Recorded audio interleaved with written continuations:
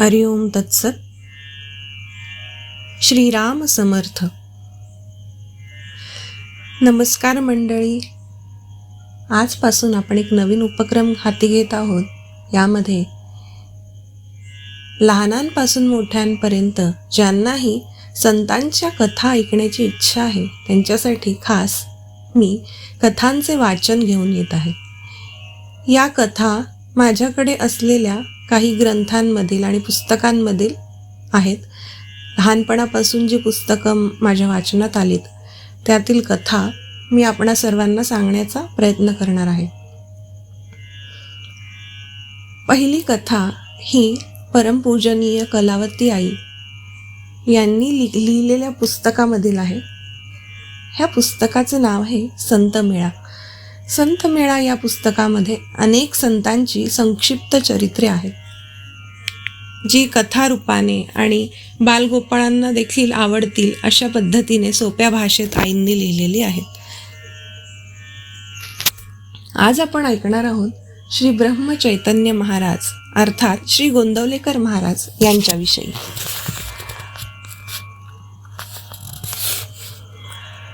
साताऱ्यानजीक गोंदवले या गावी रावजी व सौ गीताबाई असे एक यजुर्वेदी देशस्थ ब्राह्मण जोडपे होते. त्यांना पुष्कळ दिवस संतती नव्हती. या उभयतांनी मनोभावे रामोपासना केल्यावर त्यांना पुत्रप्राप्ती झाली. त्यांनी त्याचे नाव गणपती असे ठेवले. 8व्या वर्षी त्याचे मौंजी बंधन झाले. त्यांचा फार खोडकर स्वभाव होता. कधी ते कंठापर्यंत पाण्यात जाऊन बसत, तर कधी झाडाच्या शेंड्यापर्यंत जाऊन बसत. गावातील मारुतीच्या देवालयात नेहमी यात्रेकरूंचा मुक्काम असायचा. गणू हे रोज तेथे जाऊन त्या लोकांचा परामर्श घेत असत, म्हणून लोक त्यांना गणूबुवा असे म्हणत. एके दिवशी त्यांना एका रामदासियांची भेट झाली.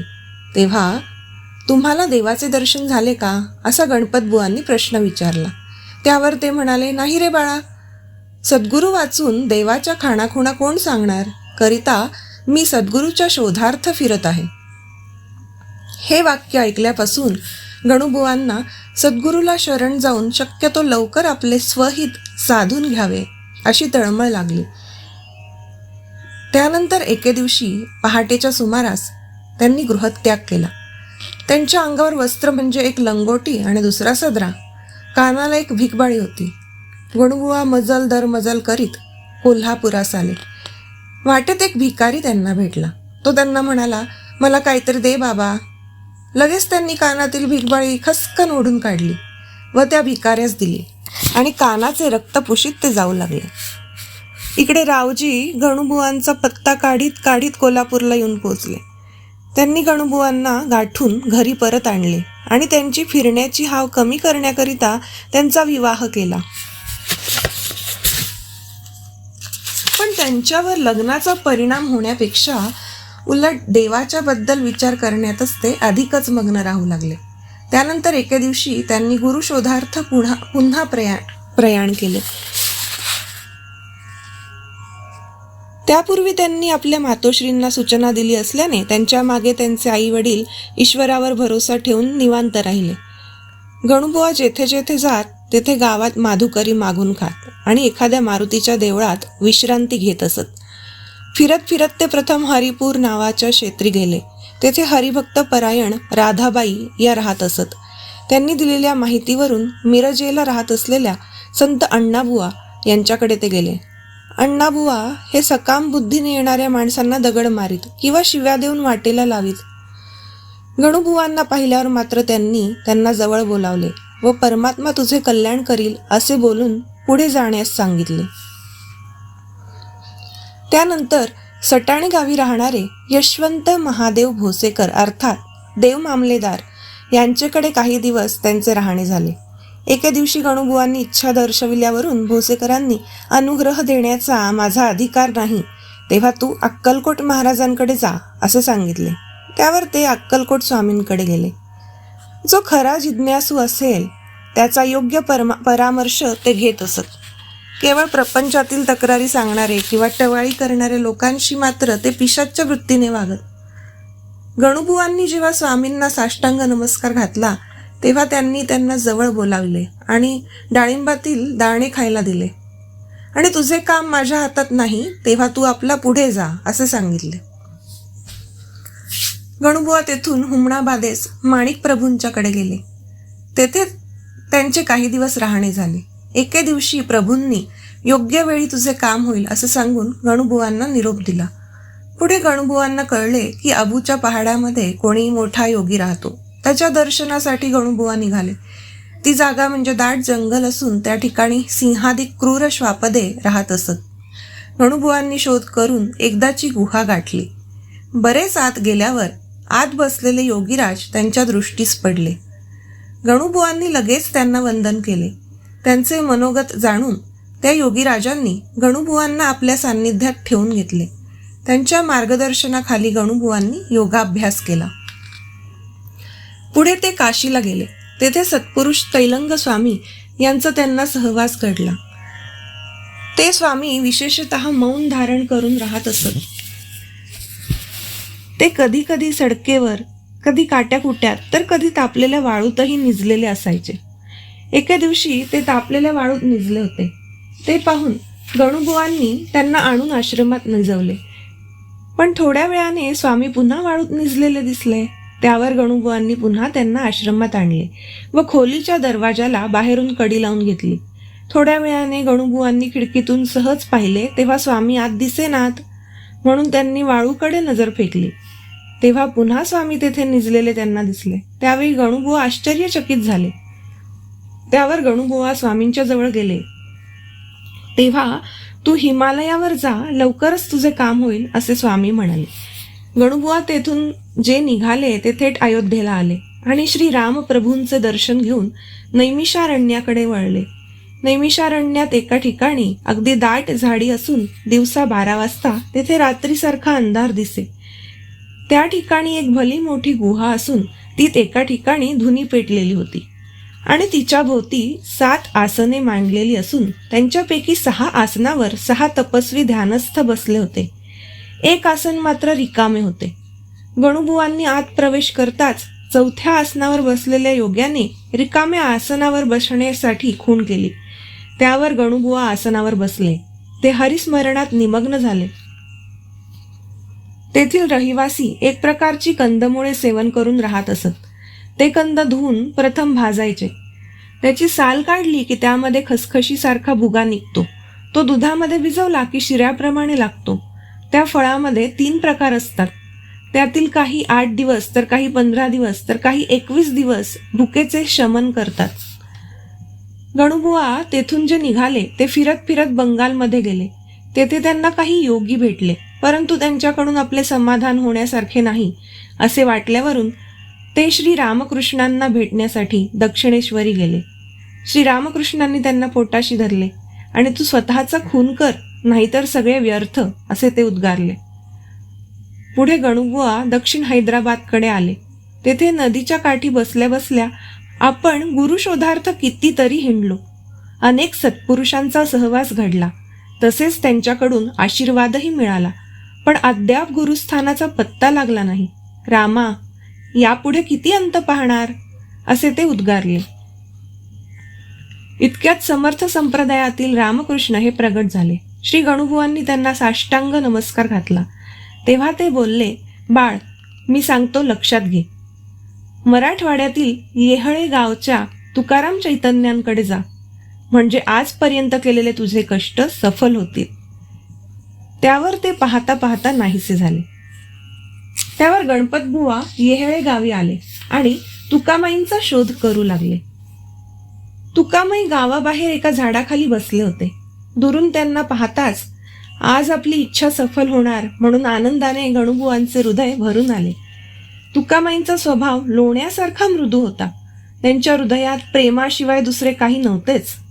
मात्र ते काय करतील याचा नेम नव्हता. गणूबुवांना पाहताच तुकामाई, दरोडेखोर आला रे, दरोडेखोर असे म्हणून ते त्यांच्या अंगावर दगड फेकू लागले आणि गणपतबुवांना त्याविषयी तीळमात्रही विषाद वाटला नाही. उलट त्यांना आपण ज्या वस्तूचा शोध करीत होतो ती वस्तू अनायसे लाभली आहे, तेव्हा आपण त्यांची काया वाचा मनाने सेवा करून शक्यतो सत्वर आपला उद्धार करून घ्यावा असे वाटले. तुकामाईंनी मारलेला प्रत्येक दगड त्यांनी गुरुप्रसाद म्हणून मस्तकी धारण केला. त्यांनी आपली इच्छा तुकामाईंपुढे प्रगट करताच ते म्हणाले, माझी सेवा करणे फार फार कठीण आहे बाबा. तुझ्याने ती झेपेल असे वाटत नाही. त्यातून माझा तामसी स्वभाव असल्यामुळे मी प्राणीमात्रांना अतिशय कठोरपणे वागवितो. सेवा द्याच म्हणशील तर पुष्कळ सेवा देईन, पण माझी आज्ञा होईल त्याप्रमाणे तुझी वागण्याची तयारी आहे का? तरच माझ्याकडे राहा. क्षणभरही माझी पाठ सोडता कामा नये. सध्या माझे पाय चेप. त्यावर गणपत बुवा पाय चेपू लागले. लगेच तुकामाई चिडले आणि त्यांनी गणपत बुवांना एक ठोसा मारला व म्हणाले, तुझे हात मला दगडापेक्षाही कठीण लागतात, दूर हो. माझ्या पायांना तू बिलकुल स्पर्श करू नकोस. गणपत बुवा काहीच न बोलता स्वस्थ राहिले. एके दिवशी गणपत बुवांना बरोबर घेऊन ते फिरत फिरत उसाच्या मळ्यात गेले. मळेवाल्याने त्यांना ऊस हवे आहेत का असे विचारले. तुला द्यावेसे वाटल्यास दे असे तुकाराम चैतन्यांनी म्हटले. त्यावर मळेवाल्याने पुष्कळसे ऊस तोडून आणून त्यांच्या समोर ठेवले. लगेच ते शिष्याला उद्देशून म्हणाले, गणू, याचा भारा बांध आणि डोक्यावर घे आणि वाट चालू लाग. तुझ्या पाठीमागे मी आहेच. असे म्हणून त्यांनी हातात एक काठी घेतली आणि मधून मधून त्या काठीने शिष्याच्या पाठीवर ते मारीत जाऊ लागले. डोक्यावर अवजड भारा, मुखी नामोच्चार व पाठीवर एकसारखा छड्यांचा मार, अशा रीतीने मार्ग आक्रमण करीत असता गणपत बुवास मूर्छा आली व ते खाली पडले. ही त्यांची करुणास्पद स्थिती बघून गुरुमाऊलीस कळवळा आला. त्यांनी गणपत बुवास वृक्ष खाली निजवून मुखात पाणी घातले. सावध झाल्यावर, तू खरोखरच दरोडेखोर आहेस, म्हणून तर माझे हृदय लुटलेस तू, असे ते हसत हसत म्हणाले. एके दिवशी गणपत बुवांना बरोबर घेऊन तुकाराम चैतन्य नदीवर गेले आणि त्यांनी गणपत बुवांना डोहात उडी मारण्यास आज्ञा केली. त्याप्रमाणे त्यांनी डोहात उडी मारली, पण वर येण्यास परवानगी नसल्याने ते डोहातच बसून राहिले. इकडे तुकामाईंनी आरडाओरडा केला आणि गावचे सगळे लोक जमा केले. लोकांना उद्देशून, कोणाचा तरी एक बाळ होता तो बुडाला, आज माझ्याकडून एक मोठा अन्याय घडला, केवढे पाप मला लागेल कोण जाणे, असे म्हणाले आणि गळा काढून रडू लागले. त्यावर लोकांनी डोहामध्ये गळ टाकून पाहिला, परंतु गणुबुवांचा पत्ता लागला नाही. त्यानंतर, बाळ, तू आता बाहेर आला नाहीस तर मी जीव देतो, असे तुकामाईंनी म्हणताच गणुबुवा बाहेर आले. आणि एके दिवशी सकाळी तुकामाई नदीवर गेले. तेथे काही मुली नदीकाठी खेळत होते. लगेच त्यांनी गणुबुवांना उद्देशून एक मोठा खड्डा काढण्यास सांगितले आणि तेथे खेळत असलेल्या मुलांपैकी 3 मुलांना घेऊन ते खड्ड्याजवळ गेले आणि म्हणाले, गणू, या मुलांना खड्ड्यात बसव आणि खड्डा वाळूने भरून टाक. त्यावर तू सिद्धासन घालून बसून राहा. माझ्या आज्ञेशिवाय एक शब्द बोलशील तर खबरदार, असे सांगून आपण एका झाडाच्या आड बसले. ते दृश्य पाहून इतर मुले आपापल्या घरी पळाली. त्या मुलांनी सांगितल्यावरून खड्ड्यात सापडलेल्या मुलांचे आईवडील नदीकाठी आले. त्यांनी आपल्या मुलांविषयी तुकामाईंजवळ चौकशी केली. तेव्हा ते म्हणाले, तो बघा, तेथे वाळूत एक जण बसलाय ना, त्याने तुमची मुले गप्प केली आहेत, तेव्हा चांगले त्याला चोपा. हे ऐकण्यासाठी फुरसत आणि सर्व मंडळी गणपतबुवांभोवती गोळा झाली. कोणी त्यांना शिव्या देऊ लागले तर कोणी मारू लागले. तरी गुरूंची आज्ञा नसल्यामुळे ते एक शब्दही बोलले नाहीत किंवा जागेवरून हल्ले सुद्धा नाहीत. त्यावर तुकामाई धावत धावत आले. त्यांनी गणुबुवांना हाताला धरून बाजूला केले आणि त्यांनी बसलेल्या जागी बोट करून लोकांना उद्देशून म्हणाले, इथली थोडी वाळू उकरा, म्हणजे तुमची मुले तुम्हाला मिळतील. त्याप्रमाणे वाळू उकरल्यावर 3ही मुले हसत हसत वर आली. त्यावर आपापल्या मुलांसह मंडळी निघून गेली. यावेळी गणुबुवा देहाभिमान शून्य झाल्याची तुकामाईंना खात्री पटली. त्यांनी त्यांना पोटाशी धरले आणि म्हणाले, संत व्हायचे ना तुला, मग अंगात जगाचे आघात सोसण्याची शक्ती असली पाहिजे, म्हणून अशा तऱ्हेने मला पूर्वतयारी करावी लागते. इतके बोलून त्यांनी गणपत बुवांच्या मस्तकी हस्त ठेवला आणि ब्रह्मचैतन्य असे नाव ठेवले. ब्रह्मचैतन्यांनी गुरूंच्या सान्निध्यात 9 महिने असताना त्यांच्या वाटणीला आलेले देह कष्ट आणि पदोपदी होत असलेला अपमान व कटू शब्दांचा भडीमार हे सर्व गुरूंच्याकडून मिळालेला प्रसाद असे मानल्यामुळे गुरूंना शेवटी त्यांना आपले हृदय द्यावेच लागले. पुढे उभयता काही दिवस एकत्र राहिले. एके दिवशी तुकामाई त्यांना म्हणाले, बाळ, आत्मज्ञान जरी झाले तरी ते अंगामध्ये मुरले पाहिजे. त्यासाठी काही दिवस एकांतात घालवावे लागतात. म्हणून तू हिमालयाकडे जा. त्याप्रमाणे ब्रह्मचैतन्य तेथून निघाले. गुरु आज्ञेनुसार काही दिवस एकांतात घालविल्यावर ब्रह्मचैतन्य स्वस्थानी म्हणजे गोंदवल्याला परतले. पुढे 69व्या वर्षी तेथेच ते समाधीस्थ झाले. श्रीराम जय राम जय जय राम. श्रीराम समर्थ. हरिओम तत्सत. श्रीकृष्णार्पणमस्तु.